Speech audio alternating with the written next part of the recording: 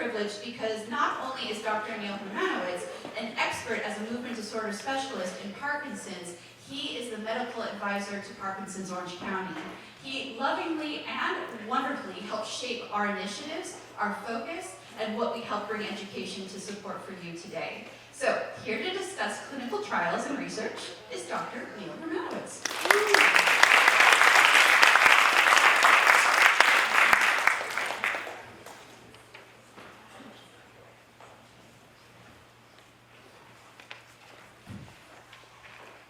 For the introduction, nice to be here. I'm going to talk a little bit about clinical trials and research in Parkinson's disease. Along the way, if questions come up, we can have them addressed after the presentation.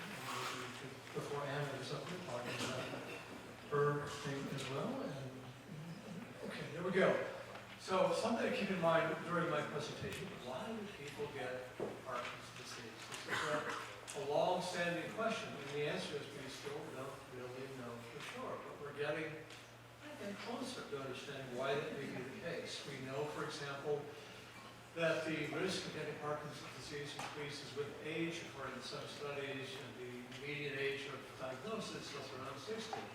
Used to sound old, doesn't sound so old anymore. We know it's more men than women, the ratio about 3 to 2. We know that head trauma increases the risk of getting Parkinson's. What we don't really know is why that is the case.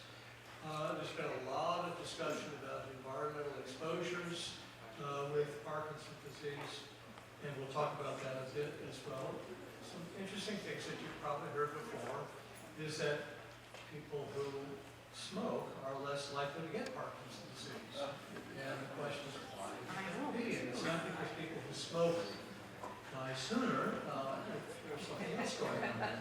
And it doesn't appear to be nicotine that's doing it. It's been looked at several times in the past. We also know that people who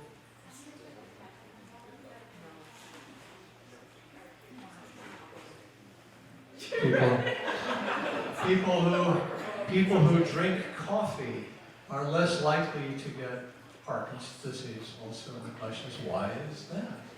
We'll talk about that as we go along. A little bit looking backward also is kind of helpful in terms of looking forward about this area. James Parkinson wrote his monograph published in 1817 describing, I think it was 6 people that he described in his publication. 3 of them he saw wandering on the streets in London. The other 3 people were his patients. He was probably better known in his day for his work in paleontology describing fossils. He got awards for that as well. The fundamental pathology of Parkinson's disease has been known for a very long time. The substantia nigra pathology was initially described in 1919 and the dopamine deficiency in 1960. A couple of guys eventually did a clinical trial. After the dopamine deficiency was identified, there were a couple of fellows in Vienna, Austria, who did a clinical trial with levodopa, and I'll show you that in just a moment. This was Walter Berkmeyer and a guy named Ole Hornikewicz.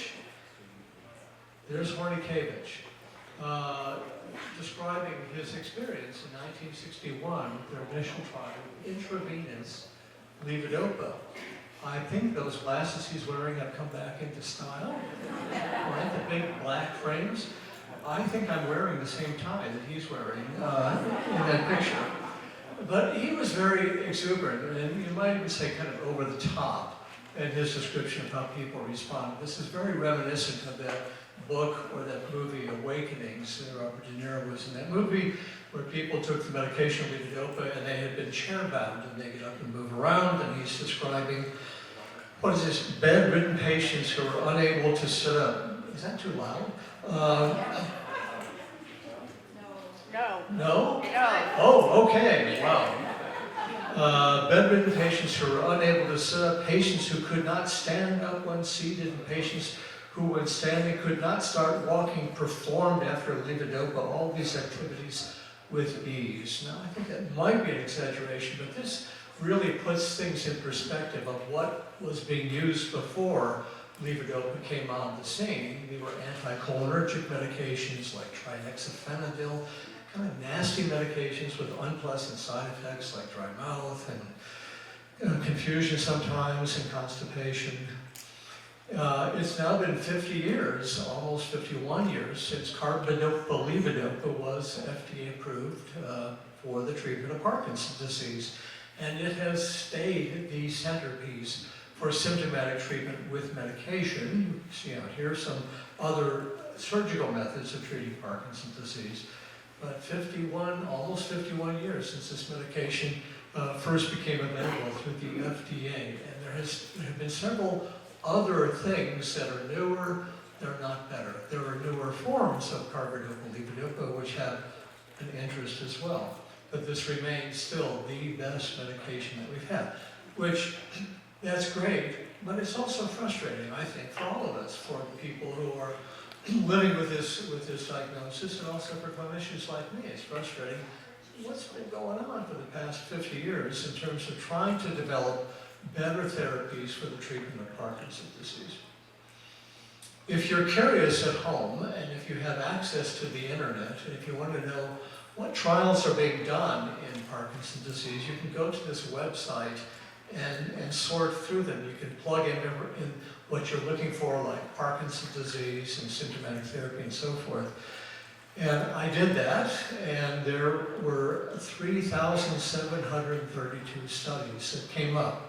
510 are actively recruiting, 177 are not yet recruiting, and the remainder are either done, or they've been stopped, or suspended, or withdrawn, or it's not clear what their status is. So people say, is there anything going on in Parkinson's research? Well, there is. There's a lot going on. Now, some of these studies are not necessarily therapeutic interventions. They're observational studies about how people are doing with certain aspects of coping with Parkinson's disease. This is a diagram of a cell. And I bring this up because I wanted to emphasize, my pointer is not working, I don't think. But this, you see the mitochondria right here.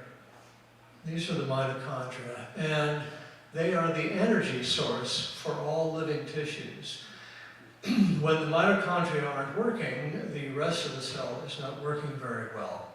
It was identified some time ago that the mitochondria in people with Parkinson's disease are defective, that they're not functioning as they should, making all the other operations within this cell, all the other things are not working as well also.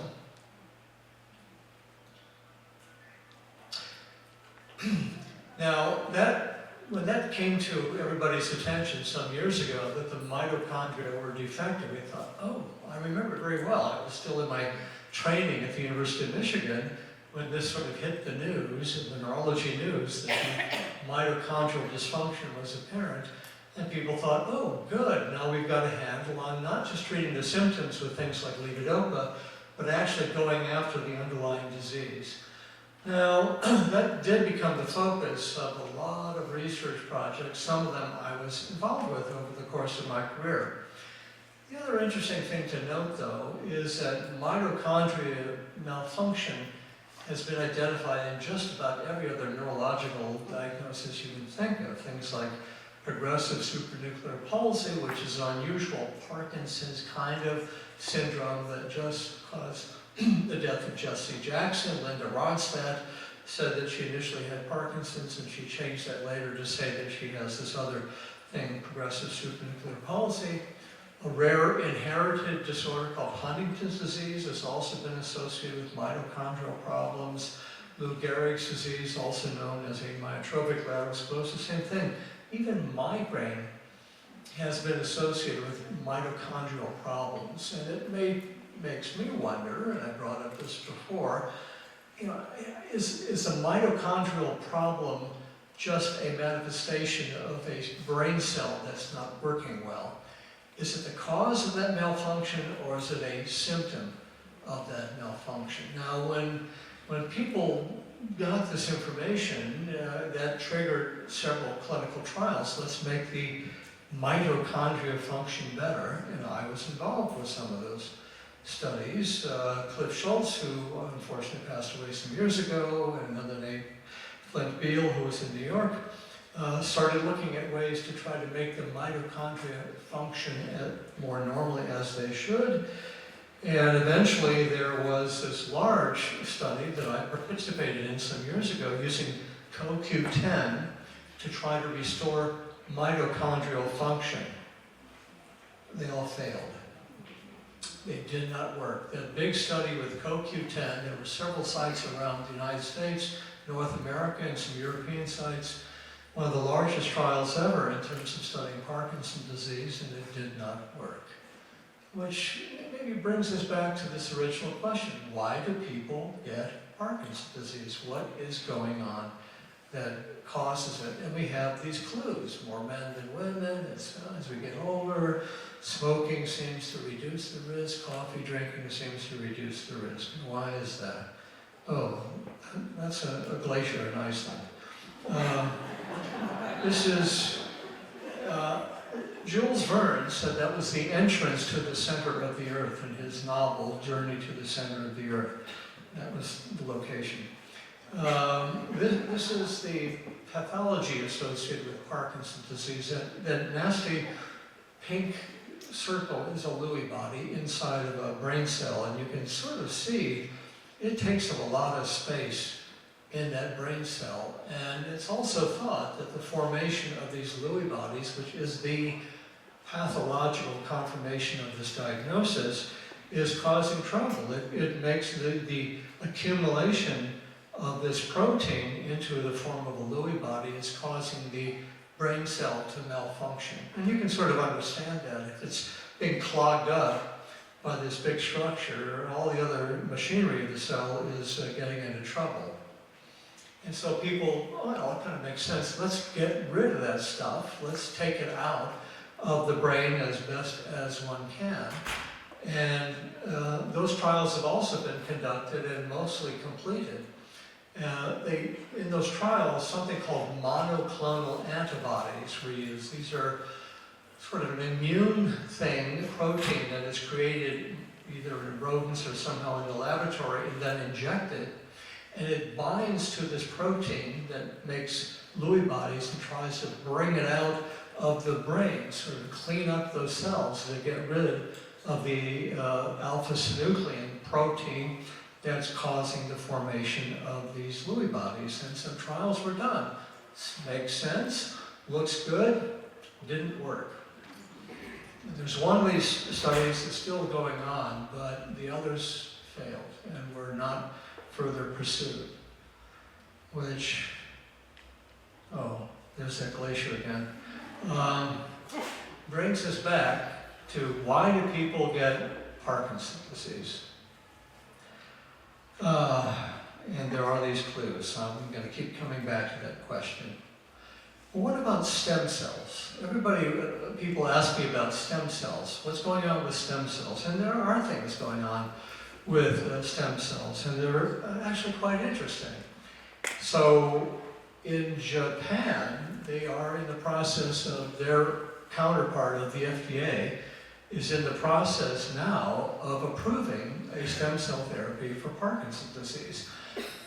This has caused some controversy even in Japan, even among scientists in Japan, because the data that they have so far, as I recall, is about 7 people, not a large clinical trial, to figure out, one, is it working? 2, what are the potential risks of doing this?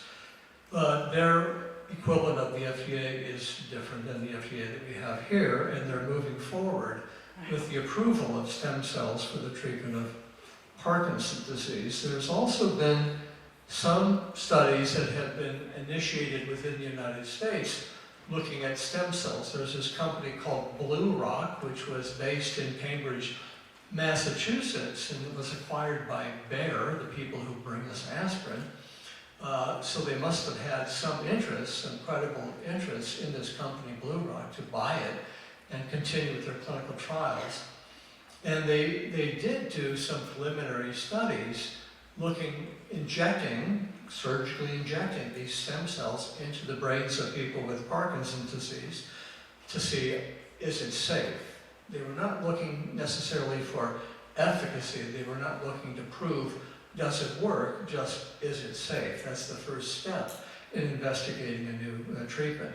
And here's that publication that showed that, yes, it appears to be safe. It was done at several centers, including Claire Hedgecliffe was one of the investigators. There she is. She's at UCI. I've known Claire for years. She used to be in New York. And she participated in the study. I saw her data and a poster she had in Copenhagen a few years ago at one of our meetings. And so there's a lot of enthusiasm of moving forward, and they are. So this company, Blue Rock, is now doing a phase 3 study, phase 3 looking at efficacy. Does this work or not? So that'll be very interesting. Claire at UCI is not a site for this part of the study, but the people at UCLA are involved with the study. There may be people at UC San Diego as well. I haven't checked on that. But this is moving, just getting started about now. We'll find out. Now, a word of caution. I don't want to be overly negative, but I've been doing this for a while and have some perspective long term about how these trials can go well or not so well. Some years ago, there were studies of taking brain cells from an outside source and then injecting them into the brains of people with Parkinson's disease. They weren't stem cells, they were embryonic brain cells, so it's kind of unpleasant to even think about.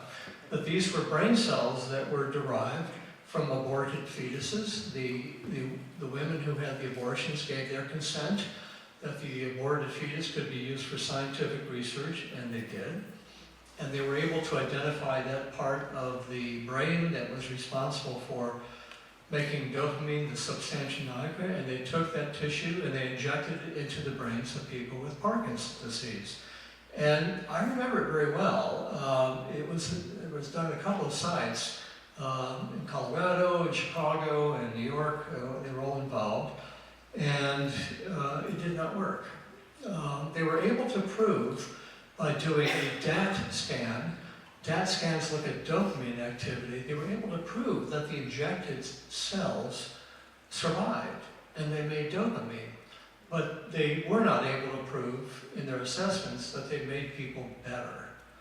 And in fact, there was some trouble that was identified that some of the injected cells derived from an aborted fetus. They could find the cells after people passed away. They did post-mortem or autopsy exams, and they looked at the cells that had been injected, and some of them, not the majority, but some of them got Parkinson's disease.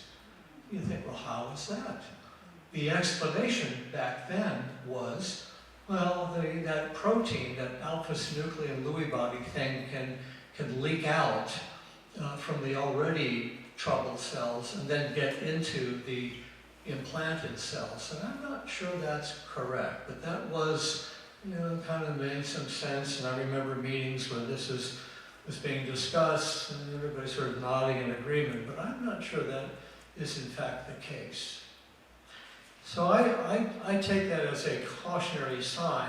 I'm not saying that we shouldn't proceed with the stem cell studies, but that is a caution from a previous trial, not of stem cells, but something happened to those injected cells that made a small percentage of them get Parkinson's disease. And the question is, why is that? Why do people get Parkinson's disease? I like to show Bill Laxton's picture because he's such a nice fellow. I've known him for a long time. He's up at Stanford now, but he did some early work in understanding. He had some patients that were young people that got Parkinson's-like symptoms very rapidly and rather severely. And sadly, these were all people who were injecting themselves with what they thought was synthetic heroin. And it caused changes in their brain that were very similar to what we see in the brains of people with Parkinson's disease. And this was a very prominent reminder that things that get into our bodies can sometimes cause unanticipated damage. In those cases of the people abusing drugs in San Francisco, and there are also some people in the Washington, D.C. area having the same issue. It was found that this synthetic heroin was actually containing a substance called a neurotoxin, NPTP, that caused very selective injury into the brains of people with Parkinson's disease. And that reignited or really emphasized that there could be things in the environment that we are all exposed to that could be the trigger factor for getting Parkinson's disease. And these guys have also honed in on that.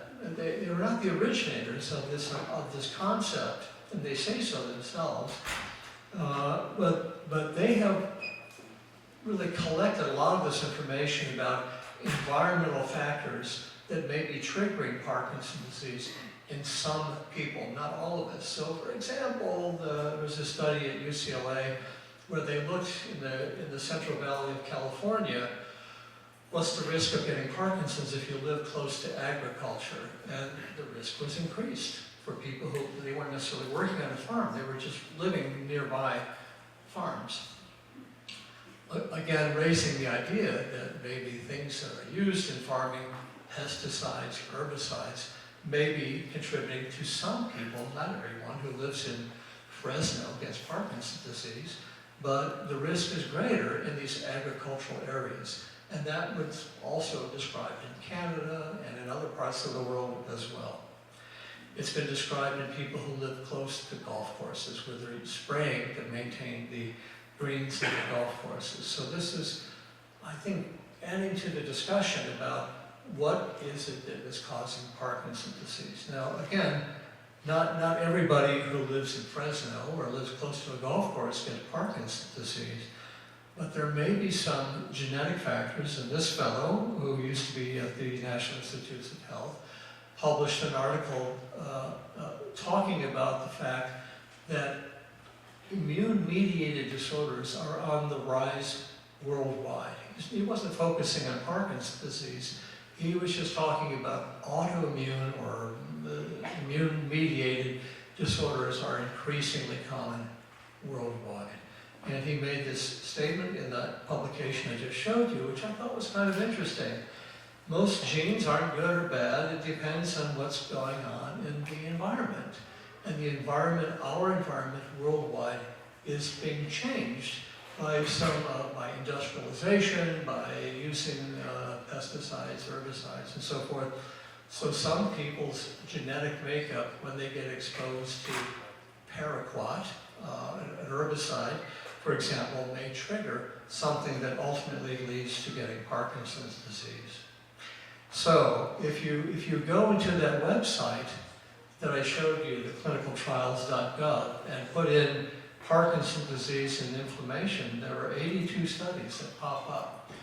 This was not an area of interest when I first started my career. I remember I was at a conference for movement disorders in Paris years ago, and somebody gave a talk about immunology and inflammation in Parkinson's disease, and the audience was kind of like, oh, okay, what next? What else is new? But this is getting increasing attention. If you look, as I have, at the publications coming out on this topic, they are increasing rather rapidly in number. I think acknowledging the fact that this has been an ignored component of understanding Parkinson's disease. Inflammation in Parkinson's disease was first described in 1988 by a couple, a husband and wife, at the University of British Columbia in Vancouver. It has more recently been identified an ongoing inflammatory process in people who don't yet have Parkinson's disease but have symptoms that make one suspicious, like acting out dreams, impaired sense of smell, bowel problems. These are all indicators for some people that they may be developing Parkinson's. And when those people have been tested, it has been found that they have inflammatory markers that possibly are contributing to what happens later in their life with getting Parkinson's disease.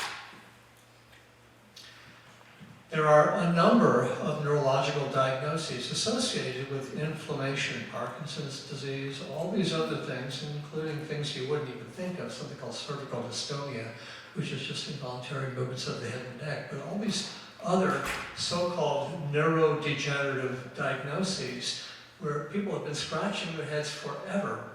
Why are people getting these so-called neurodegenerative problems? Parkinson's, progressive supranuclear palsy, what Bruce Willis has, frontotemporal dementia. The answer is always, we don't know. Why are these brain cells being damaged and being lost? Well, they all have inflammation associated with them.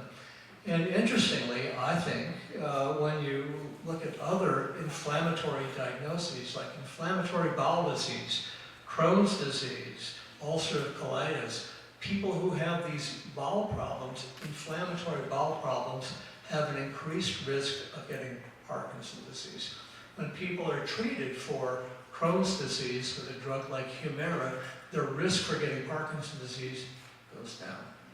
There's a connection there that's kind of interesting, and there's other things that you wouldn't even think of. Rheumatoid arthritis, something called plaque psoriasis, an unusual spine problem called ankylosing spondylitis. These are all inflammatory disorders, and all of them have been published to have an associated increased risk of getting Parkinson's disease, which is kind of pointing the finger at these inflammatory processes.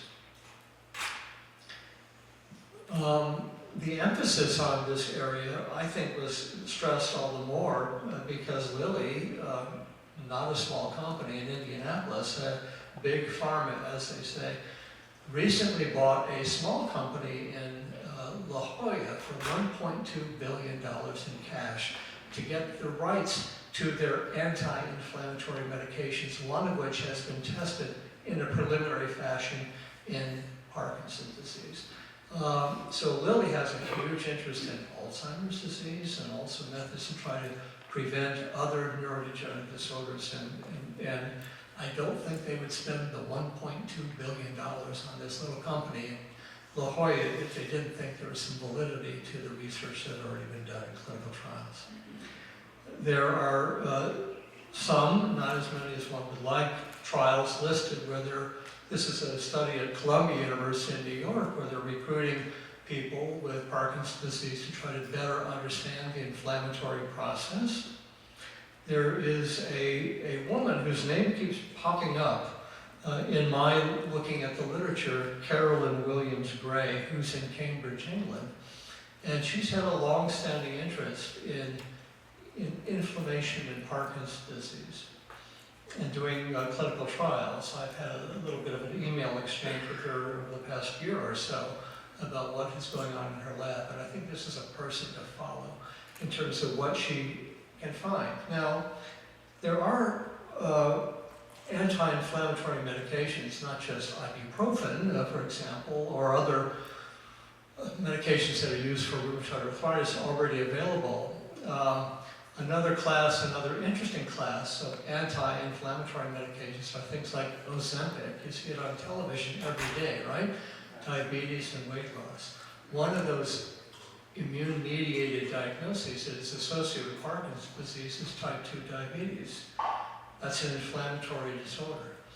And there has been some preliminary data to think that these medications might play a role. I mean, sooner or later, I guess we'll all need them for something. But they may play a role in modulating how Parkinson's disease changes over time. So this has gotten a lot of attention, including a clinical trial that was done. You can't read this, I know, but it's a published clinical trial of a medication called exenatide, which is kind of similar to Ozempic. The preliminary data, this is a group from England, from London, that did this study, and their preliminary data, which was open label, meaning no placebo group, and a short, sort of small study, showed that it looks interesting. It looks like it might actually slow down how Parkinson's can change over time. So they did a larger study over the course of 2 years, and you would think, wow, that's a big deal, a 2-year study. Most Parkinson's clinical trials are 3 months, 4 months. I think the longest one I was involved with was 9 months in the past. So 2 years of taking exenatide on a weekly basis, the self-injections at home, and it failed. And why is that? That was disappointing. I was surprised that it failed. The preliminary data looked actually quite good. Now, one of the reasons that they were measuring the motor symptoms. You know, if you come to your doctor, your open source doctor, they had to do all this kind of stuff, right? And I score my patients, I keep a number on the motor examination, and they were doing that in the clinical trial, and they couldn't detect that the weekly injections over 2 years were making a difference in those motor manifestations. But why is that? Well, it may be that we're measuring the wrong things, that maybe we shouldn't be measuring all this kind of stuff, and maybe we should be measuring inflammatory markers that we know people with Parkinson's disease have and have elevated. And there's been some correlation that the higher these inflammatory markers, the more troubling the motor symptoms can be. Now, this is a recent publication looking at how the motor symptoms can progress over time, and this is gathering data from several clinical trials, and the motor score average annual change was about 2%, which is not rapid, which actually that's also kind of encouraging news. I have the unfortunate recurrent experience of telling people that I think they have Parkinson's disease. And the response is always, oh my gosh, the future looks bleak, all happiness is behind me. And I get it, I would want to hear that diagnosis myself, but on the other hand, what I try to emphasize, two things I try to emphasize when I'm having that conversation. One, I could be wrong. I've been doing this for a long time, I've seen lots of people, but we know that experienced people with white hair like me can make errors in the diagnosis. It's not a simple diagnosis. And secondly, the other point I try to emphasize is that this is something that typically changes slowly over time.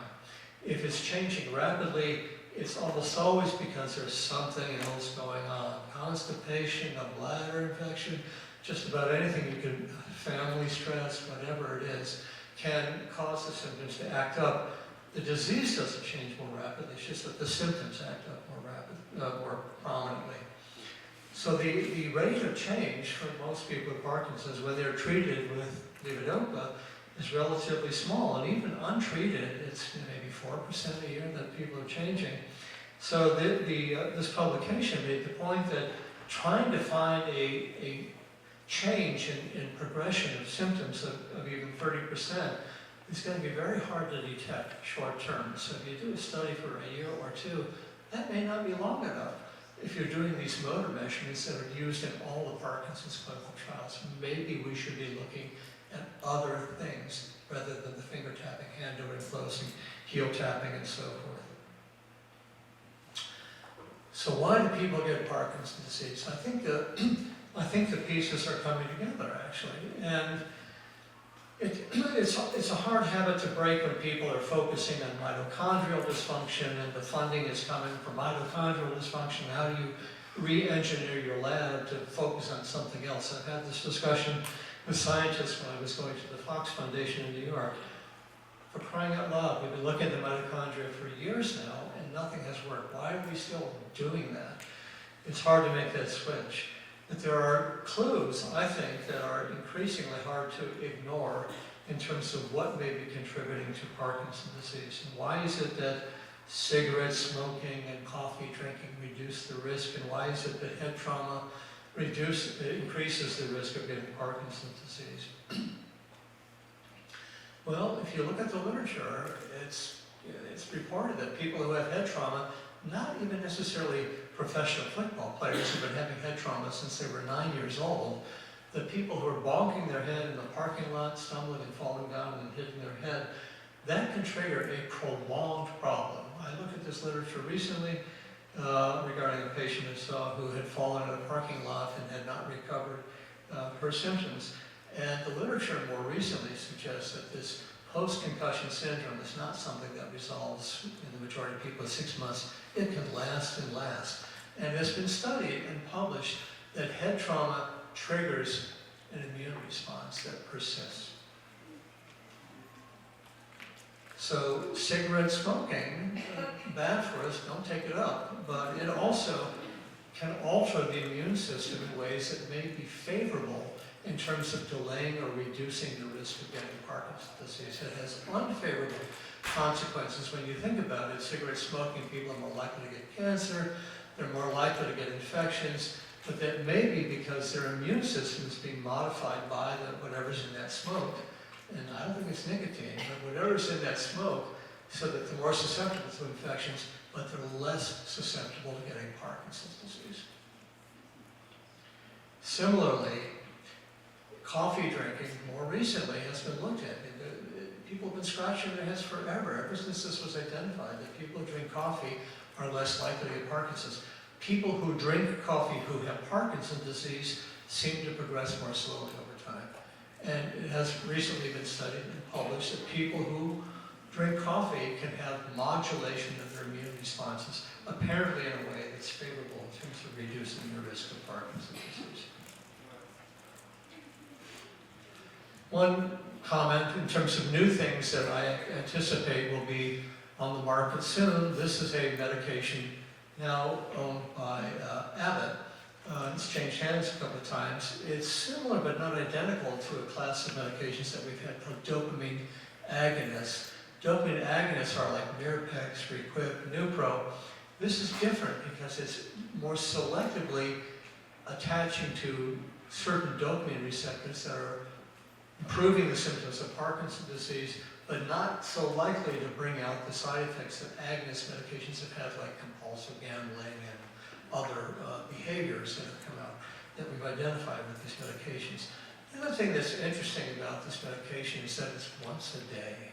Everybody's, don't give me another pill to take 4 times a day. I mean, that's, I know, I'm just, I'm baffled sometimes by people I see that take medication for diabetes, for their blood pressure, for whatever, and they're taking medication multiple times a day. It's a big burden to be trapped to your pill dispenser. So I think this is kind of interesting.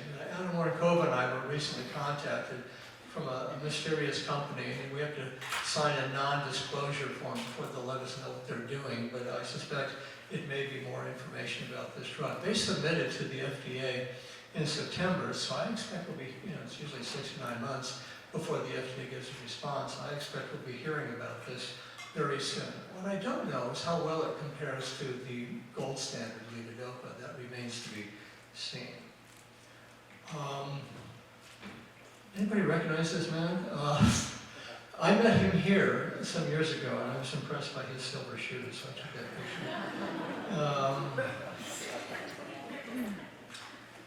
I often forget to tell people, so I'm telling you, that it's a good idea to take B12 and folic acid, which is vitamin B9. We know that people with Parkinson's disease are more likely to have a peripheral neuropathy, and hence the B12. We also know that levodopa can cause elevation of amino acid called homocysteine, which is probably not good for us, and B9 folic acid can reduce that.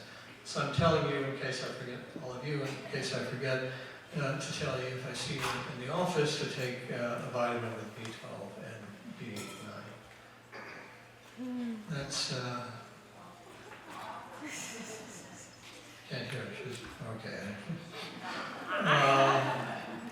Are we going to have questions and comments now, or are we going to wait for Anna to give her presentation first? What are we going to do? We can do both, actually. Have some time? Yeah, we have a little extra time. We can take additional questions. Okay. Thank you.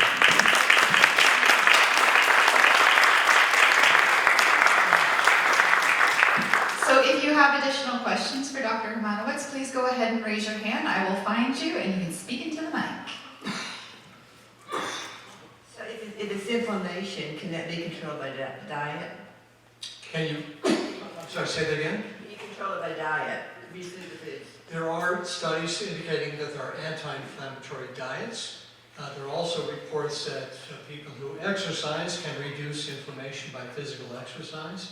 There are also reports that people who are socially engaged can reduce inflammation.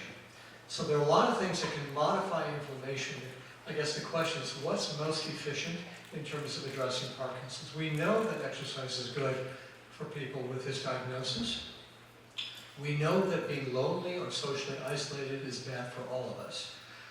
We know that a healthy diet is such as common sense. So these are methods that can be useful to treat this diagnosis in addition to carefully use of medication or surgery. Yes, over in the others. Yeah, thank you so much for all the information. Has there been enough research about REM sleep disorder, and is there anything we can do to help with that? Because insomnia is a major part in Parkinson's. So sleep problems are just about if somebody tells me they have Parkinson's and they don't have any sleep problems, I have them take a lie detector test. It's so common and so frustrating, and it's twofold. One is it can be daytime drowsiness, excessive daytime sleepiness, that can be, believe it or not, I've had people in the exam room fall asleep, sitting in the chair. I may have told some of you in this group, I was once doing a live radio program on a Sunday morning about Parkinson's, and you think, who's listening to that? But people are calling in. And I thought it'd be more interesting if I had one of my patients and his wife come in and talk about their experiences, which they did. And Andy fell asleep live on the radio. That's not normal drowsiness, that's pathological drowsiness. So excessive daytime sleepiness occurs in people with this diagnosis. Even in people who sleep through the night pretty well can have excessive daytime sleepiness with Parkinson's. And the more common issue is the frequent waking at night. That makes, I get it makes everybody kind of crazy. I mean, if you're not sleeping at night, if you get a bad night's sleep, you're pretty much guaranteed of more trouble with motor symptoms the following day. And I wish I knew how to fix that. I mean, for REM sleep behavior disorder, in case you're not aware, that's where people act out their dreams, and it's been recognized since the late 90s that people who have acting out their dreams, they're talking, they're throwing their arms and legs around while they're asleep and dreaming, they are at increased risk for later in life getting Parkinson's. Not everybody who has that gets it, but it is a symptom that's got a lot of attention in terms of early prodromal non-motor manifestations that may ultimately be seen as being Parkinson's disease. That is often treated with medications that are similar to Valium, which I'm not a big fan of, but those have been identified as the ones that are most effective in trying to suppress that. I haven't seen anything lately, maybe Anna has, about other methods to treat that. One has to be careful that people who have that don't have obstructive sleep apnea, because sometimes obstructive sleep apnea can be manifest as movements. And antidepressant medications can sometimes bring out that kind of movement also. That looks like REM sleep behavior disorder. And alcohol use can also be provocative for that. But I agree with you, this is a very troubling, of the many troubling symptoms of Parkinson's disease. This can make people really unhappy. I think we have some over here.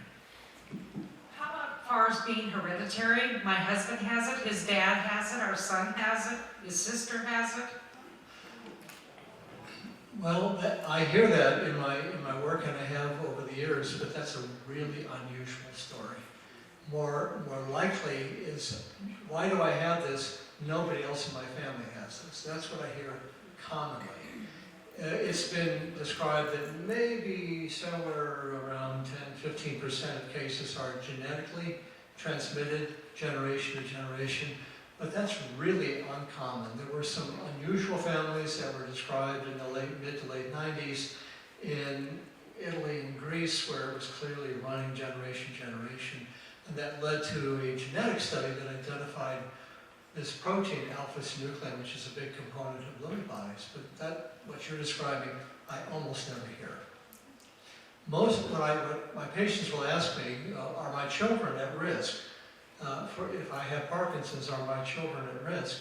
And their risk if somebody has a first-degree relative, a parent or a sibling with Parkinson's, the risk goes up. Everybody's risk when they turn 60 is about 1 out of 100. If you've got a first-degree relative, parent, sibling, it may go up to 3 or 5 out of 100, but usually not to 90 out of 100. So your experience is uncommon. And you might want to get connected to any kind of, in the past I've been connected to some genetic research programs that might be of interest to you as well. There are some genes known to do that, but they're not, most people don't have it. Yes. Thank you.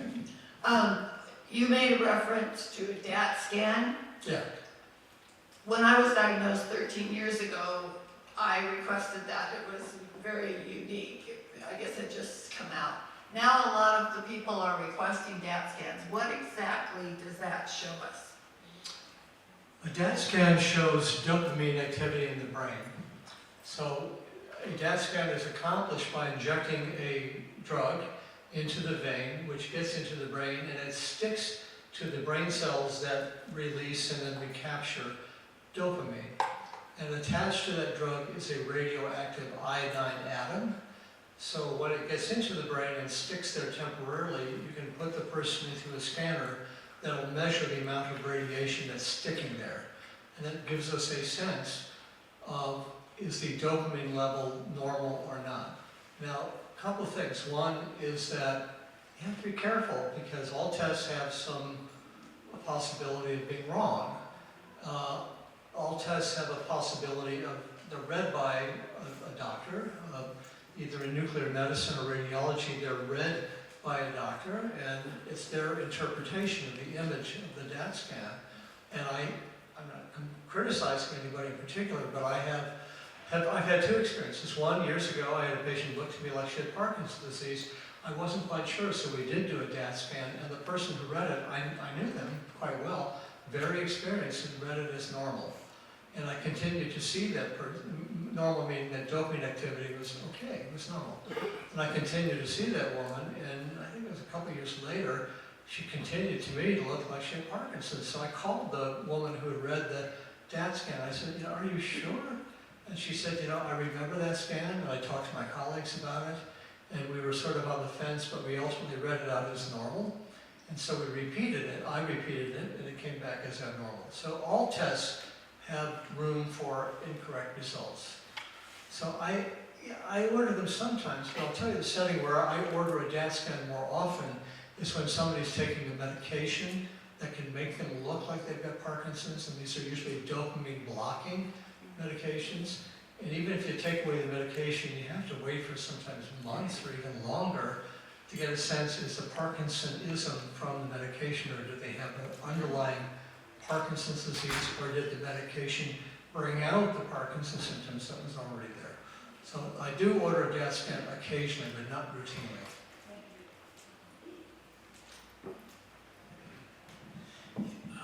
Could you explain a little bit what the movement disorders specialist does as a neurologist that's different than other neurologists? Because I just want, I've heard a lot about movement disorder neurologists, what they do, but I haven't had a specific answers to what exactly, how they help the Parkinson's patient.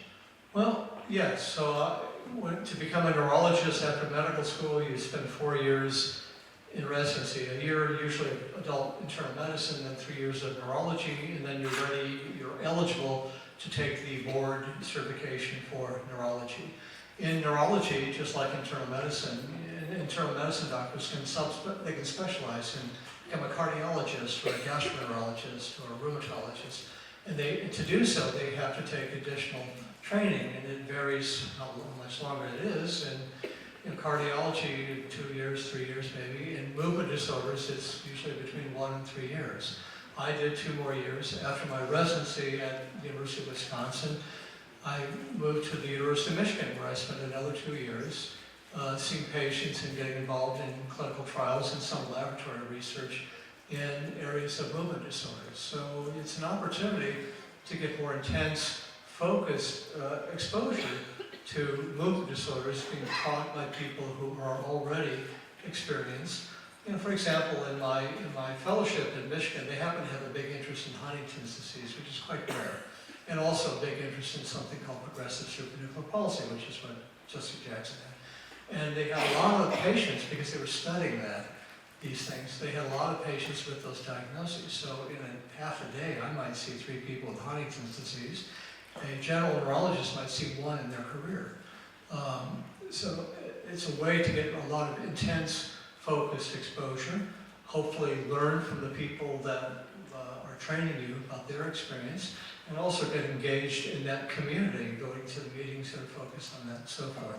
General neurologists are, you know, hats off to them. They're dealing with everything. They're dealing with epilepsy and peripheral neuropathy and multiple sclerosis, and all these fields are changing fairly rapidly, and especially MS seems to be a new drug every other year. So it's hard to really keep on your toes.